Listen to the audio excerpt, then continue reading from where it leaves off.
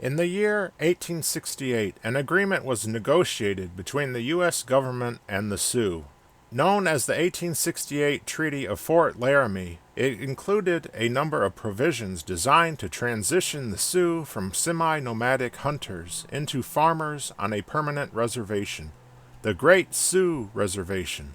This land, outlined in purple, was to be guaranteed to the Sioux and protected from American encroachment forever. Article 11 of the treaty also guaranteed the right to hunt on certain lands outside of the reservation, so long as the buffalo may range thereon in such numbers as to justify the chase. It is estimated there were about 60 million buffalo in the year 1800, but by the time the Treaty of Fort Laramie was negotiated, the number had dwindled to as low as a tenth that number, but this still meant there were millions at this time. And most native tribes had no grasp of the concept of species extinction. Even Europeans did not grasp this concept until only a couple centuries earlier with the extinction of the dodo. So Article 11 of the treaty was interpreted by the native tribes as a perpetual guarantee of their right to hunt bison. But the truth is, the treaty was rigged from the start. By the year 1900, the buffalo had been reduced to a critical level of just 300 in a continent where there had once been tens of millions. The native tribes, which depended on the buffalo for sustenance, now depended on the U.S. government, and this largely remains the case to this day. The Treaty of Fort Laramie was violated by both sides in many ways right from the very beginning of its inception. The most egregious violation came in the year 1874 when a U.S. Army colonel by the name of George Armstrong Custer led an expedition into the Black Hills in search of gold. At this time, few white people had ever been to the Black Hills, and the area was unsurveyed and unexplored. But rumors had spread for many years that there was gold in these hills, or at least the possibility of it. Custer's expedition made camp in the Black Hills at a site which later became the town of Custer, South Dakota. This town was the first white settlement in the Black Hills, and in violation of the treaty, but it would not be the last. History does not record the name of whoever made the initial discovery, but one of the civilians accompanying Custer's expedition found traces of gold in the area. News of this discovery was telegraphed across the nation, sparking a gold rush and a mass influx of white settlers into the Black Hills. Other towns, such as Deadwood, were formed and eventually eclipsed the town of Custer. But the town of Custer still exists to this day on the very same spot where gold was first discovered. Initially, the Grant administration attempted to evict white trespassers from the Black Hills, but when the trickle turned into a flood, the administration faced mounting public pressure to take the Black Hills from the Sioux by whatever means necessary. The government proposed that the route of the Northern Pacific Railroad should pass through the remaining buffalo hunting grounds in a deliberate effort to starve the tribes into submission. This and other provocations led to the Great Sioux War of 1876. But that is a story for another time. Long story short, one of the key battles of the war was the Battle of Little Bighorn. In that battle, the very same George Custer that led the Black Hills expedition a few years prior was defeated and killed in what is often referred to as Custer's Last Stand. But in truth, it is perhaps just as fitting to describe the battle as the Plains Indians' last stand, for it had far-reaching consequences for the natives. It was the beginning of the end of the Indian Wars. Word of Custer's death spread across the nation. Shock and outrage led to thousands more troops being assigned to the area. Congress added a sell or starve provision to the Indian Appropriations Act of 1876, which withheld much-needed subsistence rations until the Sioux terminated hostilities and ceded the Black Hills. Left with no other option, most surrendered. The natives had won the Battle of Little Bighorn, but it had been a Pyrrhic victory. Years passed. On New Year's Eve, 1889, a Paiute Indian named Wovoka had a prophetic vision during a solar eclipse. In Wovoka's vision, the ghosts of tribal ancestors would return from the dead, remove the railroads from native lands, and restore the abundance of the buffalo and other game, just as things had been before the arrival of the whites. Wavoka said that in order for the ghosts of the ancestors to return, the natives must perform a dance, which came to be known as the ghost dance. Wavoka never left Nevada, but the ghost dance he created spread far and wide among the Plains Indians, including the distant Lakota Sioux of South Dakota. These were desperate times for the Plains Indians, and the ghost dance gave them hope when all hope had seemed lost. The ghost dance spread alarm among white settlements. Though he did not practice it himself, Chief Sitting Bull was viewed as an instigator for allowing his tribe to do so. A government official named James McLaughlin feared the worst and ordered the police to arrest him. Sitting Bull was ordered to mount a horse, but the defiant chief refused to comply. A gunfight ensued, and Sitting Bull was shot once in the chest and again in the head. One of the greatest Native American chieftains that ever lived was dead. But not all Americans were unsympathetic to the plight of the Indians. General Nelson Miles keenly understood that a real solution required something other than the use of brute military force, as he detailed in a letter which he wrote to Washington a few days after the murder of Sitting Bull.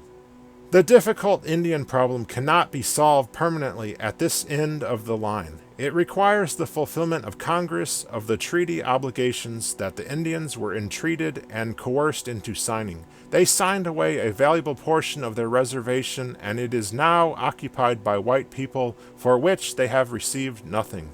They understood that ample provision would be made for their support. Instead, their supplies have been reduced, and much of the time they have been living on half and two-thirds rations. Their crops, as well as the crops of the white people, for 2 years have been almost total failures. The dissatisfaction is widespread, especially among the Sioux, while the Cheyennes have been on the verge of starvation and were forced to commit depredations to sustain life. These facts are beyond question, and the evidence is positive and sustained by thousands of witnesses. After the death of Sitting Bull, many of his followers fled the Standing Rock Reservation and found refuge at the camp of his half-brother, Chief Spotted Elk. Fearing the same fate as his brother, Chief Spotted Elk led the survivors on an exodus south to the Pine Ridge Reservation. This was at the invitation of Chief Red Cloud, who hoped that peace could be negotiated. But before Spotted Elk and his followers reached the reservation, they were intercepted by a battalion of Custer's 7th Cavalry. During the arduous trek in the bitter cold of winter, Spotted Elk had contracted pneumonia and was in no condition to put up any resistance, so he surrendered peacefully and was escorted to a campsite near a place called Wounded Knee. Custer's successor, Colonel James Forsyth, ordered the camp to be surrounded during the night. This included 4 Hotchkiss cannons, ready to rain fire on the captives at a moment's notice. The next morning, at the break of dawn, Colonel Forsyth ordered the prisoners to be forcibly disarmed. As the soldiers carried out Colonel Forsyth's orders, they were met with resistance from a deaf Indian named Black Coyote, who did not hear the orders being given. 2 soldiers tried to seize Black Coyote's rifle during the struggle. The rifle discharged into the air. Hearing the sound of the gunshot, soldiers believed they were now under attack and began to open fire on the Indians. Women and children attempted to flee from the massacre but were hunted down, in some cases for miles, before being slaughtered by the pursuing soldiers. There was a woman with an infant in her arms who was killed as she almost touched the flag of truce. A mother was shot down with her infant. The child, not knowing that its mother was dead, was still nursing. The women, as they were fleeing with their babies, were killed together, shot right through, and after most all of them had been killed, a cry was made that all those who were not killed or wounded should come forth and they would be safe. Little boys came out of their places of refuge, and as soon as they came in sight, a number of soldiers surrounded them and butchered them there. American Horse. Out of Spotted Elk's original 350 followers, only 51 survived the massacre at Wounded Knee unscathed. Chief Spotted Elk himself, sick with pneumonia at the time of the massacre, was among the dead.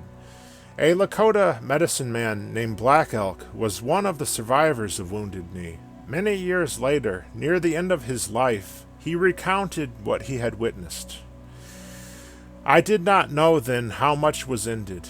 When I look back now from this high hill of my old age, I can still see the butchered women and children lying heaped and scattered all along the crooked gulch as plain as when I saw them with eyes still young. And I can see that something else died there in the bloody mud and was buried in the blizzard. A people's dream died there. It was a beautiful dream. And I, to whom so great a vision was given in my youth, you see me now, a pitiful old man who has done nothing, for the nation's hoop is broken and scattered. There is no center any longer, and the sacred tree is dead." The near extinction of the buffalo forced the Indians of the Black Hills into dependence on the U.S. government, and those that survived were relocated. The town of Custer, where gold had first been discovered, grew into a booming mining town. In time, ranching also took root, and livestock soon filled the plains that had once teemed with herds of bison. Just as the way of life of the Plains Indians had been destroyed by the disappearance of the buffalo, so too were the wolves and coyotes that hunted the buffalo, just as the Native Americans did. In the absence of buffalo, these predators had to find a new prey to hunt. As one would expect, the livestock which now replaced buffalo became the target of wild predators. In response, the federal government began to fund a large-scale eradication program. Hunters were paid bounties. Between 1915 and 1920, hunters killed a staggering 110,000 coyotes, 15,000 bobcats and lynxes, and 3,000 wolves. Many others were simply poisoned with strychnine, bringing the total number killed to 250,000. Yet, despite all this, locals reported their livestock continuing to be killed by what they described as a monstrosity of nature, a hybrid between a wolf and a mountain lion, some said, perhaps something supernatural. Whatever it was, this monster was responsible for the deaths of hundreds of thousands of dollars worth of horses, cattle, and calves. Unlike other predators which killed for food, this mysterious demon seemed to kill livestock with a vengeance, often mutilating and castrating the livestock, and leaving the meat to rot. Pregnant cattle had their bellies ripped open and the fetus removed and eaten. It was reported that in only 1 week, the monster of the Black Hills had killed more than 30 cattle. For 9 years, these horrific livestock killings continued. The government raised the bounty to 10 times the usual price for a wolf at that time. Many hunters attempted to slay the beast for fame or for fortune, but the demon eluded them every time. Finally, the Bureau of Biological Survey of the United States Department of Agriculture sent in the world's top hunter to put an end to the beast's reign of terror. Harry Percival Williams was credited with killing over 1,000 wolves in his career. If there was anyone that could put an end to this nightmare, it would be him. The great hunter arrived in Custer in April of 1920. When he first caught sight of the legendary beast, he was unable to get a clear shot, but he observed that the monster had allied itself with 2 coyotes that acted as scouts, and these coyotes were rewarded with the leftovers of the beast's kills. Williams concluded that these 2 coyotes may be the secret for how the monster had managed to always stay 1 step ahead of every hunter that tried to kill it. Though he could not manage to get a clear shot on his target, he was able to pick off the coyote scouts. The deaths of the coyote allies seemed to have spooked the monster. Williams continued to pursue it throughout the summer of 1920 and came close to killing it on a number of occasions. But even without its coyote scouts, the demon still managed to elude him somehow. Finally, as summer turned into autumn, the hunter tried a new tactic. Williams placed traps around the carcass of a steer and waited. The next day, he discovered that every trap had been sprung and the carcass had been moved during the night. It almost seemed as if the demon was playing a game with him. Williams reset the traps, but this time also placed additional traps randomly all over the area and along the path. This time, the beast had stepped in one of the traps during the night. Williams followed the drag marks the next morning for about 150 yards to where the hook of the trap had caught on the root of a tree, but this did not stop the beast. With some sort of supernatural strength, the swivel of the trap had been broken loose, and the beast had continued to run with the jaws still clamped to its paw. After following this trail for 3 long miles, Williams finally found the beast panting and exhausted, trying to hide in some brush. Most of the monster's teeth had been busted and broken, trying to gnaw off the heavy steel trap, still bound to its paw. Blood foamed and dripped from its mouth as Williams raised his rifle. As the monster attempted to make one final lunge to escape, Williams fired a single shot. The legendary creature which had killed so many livestock for so many years was finally dead. A crowd gathered around when Williams returned triumphant to the town of Custer. Everyone was surprised to see that this legendary monstrosity of nature was just a normal North American gray wolf, just a little over 6 feet long and weighing 98 pounds. The wolf was so ragged and aged that its pelt had turned completely white. 40 years later, in an interview, H.P. Williams spoke of the great respect he had for the wolf that had been the most difficult hunt of his entire career.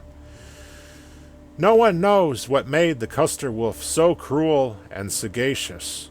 It is estimated that in total it had killed over 500 livestock and horses in the course of its 9-year killing spree, most of which were maliciously mutilated and castrated, but seldom eaten. Some believe the Custer wolf was seeking revenge for the killing of his mate and his pups years prior, or maybe the Custer wolf was waging his own war of extermination, perhaps hoping that removing the foreign livestock might somehow allow for the return of the buffalo and the way things used to be before the white man came. But that is something that we can never know.